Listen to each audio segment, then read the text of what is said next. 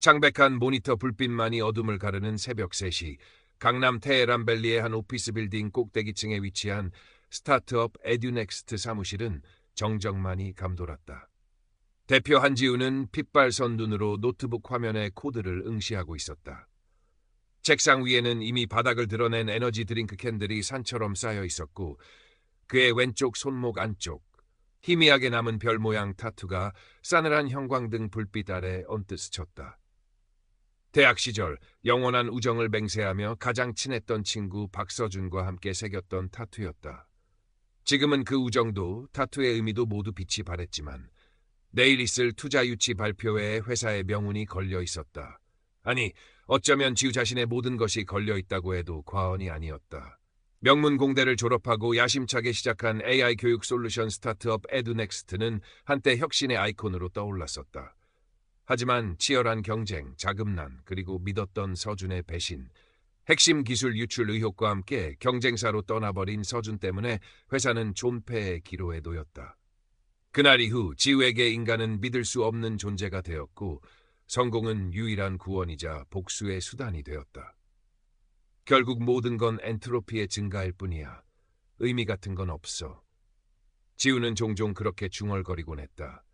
그의 오피스텔은 최고급이었지만 미니멀한 인테리어는 차가움을 넘어 공허했고, 창밖으로 펼쳐지는 서울의 화려한 야경은 그의 내면과 극명한 대조를 이루었다. 밤샘 작업이 일상이 된 지 오래, 불면증과 두통은 그의 오랜 친구였다. 그는 또 하나의 에너지 드링크 캔을 따며 중얼거렸다. 반드시 성공해야 해. 그래서 증명해야지. 내가 옳았다는 걸. 투자 발표 당일, 지우는 극도의 긴장감과 피로 속에서도 완벽한 모습을 연출하려 했었다. 다크서클은 두꺼운 컨실러로 가렸고, 목소리는 평소보다 한 톤 높여 자신감 있게 만들었다. 발표는 순조롭게 진행되는 듯했다. 그의 논리 정연한 설명과 혁신적인 기술 시연에 투자자들의 눈빛이 빛나는 것을 느꼈다. 됐다 속으로 쾌재를 부르던 순간 갑자기 숨이 턱 막히며 가슴에 격렬한 통증이 몰아쳤다. 눈앞이 흐려지고 사람들의 웅성거림이 멀어져 갔다. 대표님, 한 대표님. 마지막으로 들린 것은 디자이너 이수연의 다급한 목소리였다. 그리고 모든 것이 암전되었다.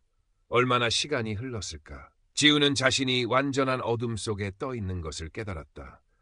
마치 서버가 다운된 듯한 절대적인 고요함, 두려움보다는 이상한 평온함이 그를 감쌌다. 그때 저 멀리서 한 점의 빛이 나타나더니 점차 다가와 온 세상을 부드러운 빛으로 채웠다. 마치 한지를 통과한 듯 은은하고 따뜻한 빛이었다. 육체는 느껴지지 않았다. 오직 순수한 의식만이 남아 가볍고 자유롭게 그 빛 속을 유영했다. 수많은 빛의 입자들이 데이터 스트림처럼 빠르게 흘러다니며 거대한 빛의 네트워크를 이루고 있었다. 그 흐름의 중심에는 모든 것을 빨아들일 듯 강렬하면서도 포근한 거대한 빛의 근원이 존재했다. 경쟁도, 비교도, 시간도 그곳에서는 아무런 의미가 없었다. 오직 완전한 사랑과 이해, 그리고 모든 것이 하나로 연결되어 있다는 충만함만이 가득했다. 자신이 그토록 집착했던 성공, 서준에 대한 증오, 일에만 매몰되었던 지난 날들이 파노라마처럼 스쳐 지나갔다. 깊은 후회와 함께 전혀 다른 삶의 가능성이 마음속 깊은 곳에서 조용히 움떴다. 아, 이렇게 살 수도 있었구나. 그때 언젠가 돌아가신 할머니의 따뜻한 미소가 느껴졌다. 괜찮다, 지우야. 모든 것은 연결되어 있고 모든 것은 결국 사랑이란다. 목소리가 아닌 마음으로 전해져 오는 분명한 메시지였다. 영원할 것 같았던 그 순간은 찰나처럼 끝이 났다. 환자분, 정신이 드세요? 병원 특유의 소독약 냄새와 함께 지우는 현실로 끌려 나왔다. 눈을 뜨자 새하얀 병실 천장이 보였고 심전도 모니터의 규칙적인 소리가 귀를 때렸다. 온몸이 부서질 듯한 고통과 함께 극심한 혼란이 밀려왔다. 의사는 그가 급성 심근경색으로 매우 위험한 상태였으며 기적적으로 살아났다고 했다. 6분. 그가 이 세상에 없었던 시간이었다. 하지만 지우에게는 수세기처럼 느껴졌던 그 시간 동안 그는 완전히 다른 세계를 경험하고 돌아온 것이었다. 퇴원 후 지우의 삶은 이전과 같을 수 없었다. 테헤란밸리의 숨막히는 경쟁도, 밤샘 작업도, 심지어 자신이 그토록 열정을 쏟았던 에듀넥스트의 일조차 무의미하게 느껴졌다. 밤에는 악몽에 시달렸고 낮에는 임사체험의 단편적인 이미지들이 불쑥불쑥 떠올라 그를 괴롭혔다. 모든 것이 낯설고 공허했다. 차원간 혼란이라는 의학 용어가 자신에게 딱 들어맞는다고 생각했다. 그런 그를 묵묵히 지켜보는 사람이 있었다. 에듀넥스트의 UX/UI UI 디자이너 이수현이었다. 그녀는 지우의 책상 위에 조용히 영양제나 작은 간식을 놓고 가기도 하고 억지로 말을 걸기보다는 따뜻한 차를 건네며 그의 곁을 지켰다. 그녀의 디자인에는 늘 사람에 대한 따뜻한 시선이 담겨 있었다. 대표님도 가끔은 사람이란 걸 인정해야 해요. 기계가 아니잖아요.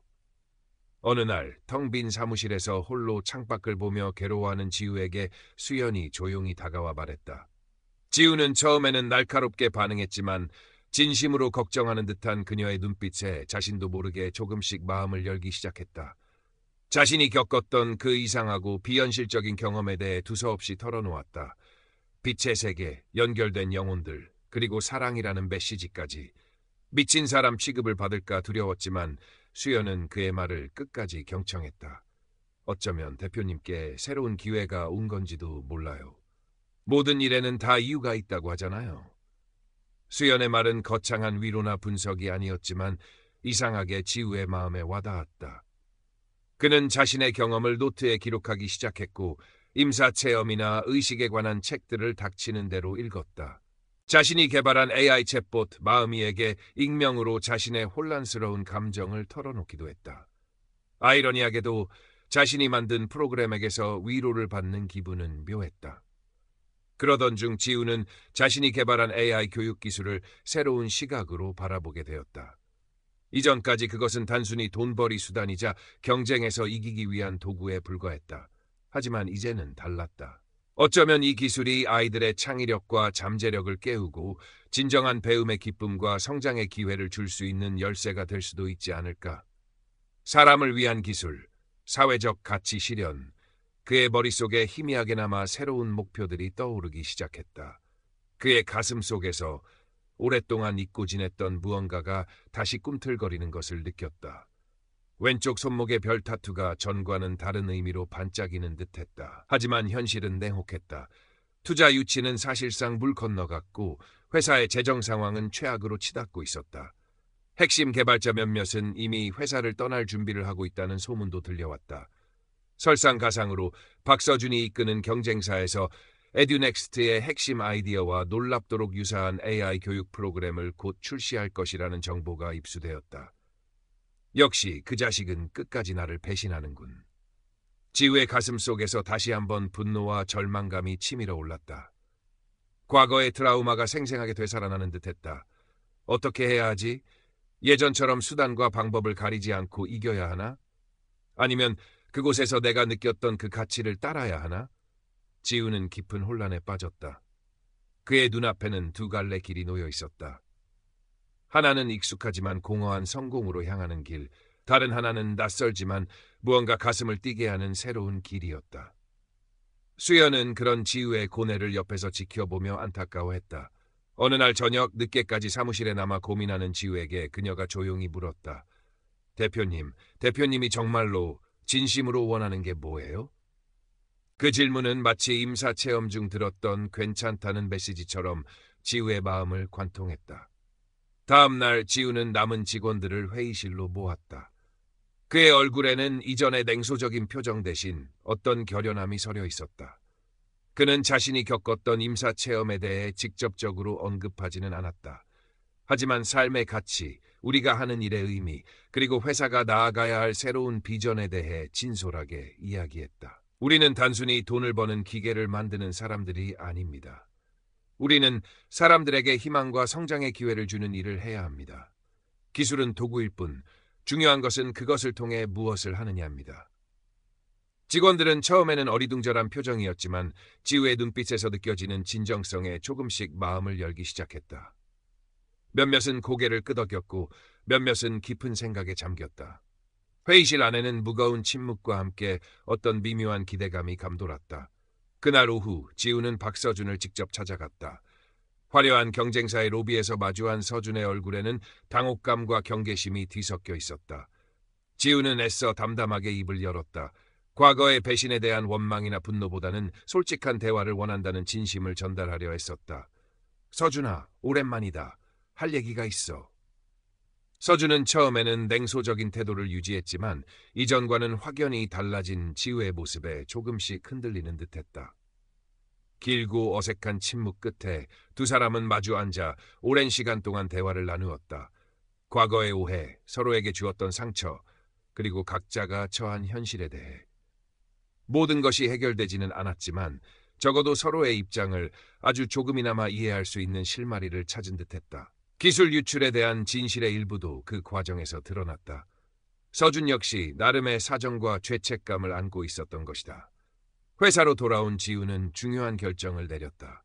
경쟁사의 제품 출시에 맞춰 무리하게 제품을 개선하고 마케팅 전쟁을 벌이는 대신 에듀넥스트의 AI 교육 프로그램의 방향을 사람 중심으로 전면 수정하기로 한 것이다.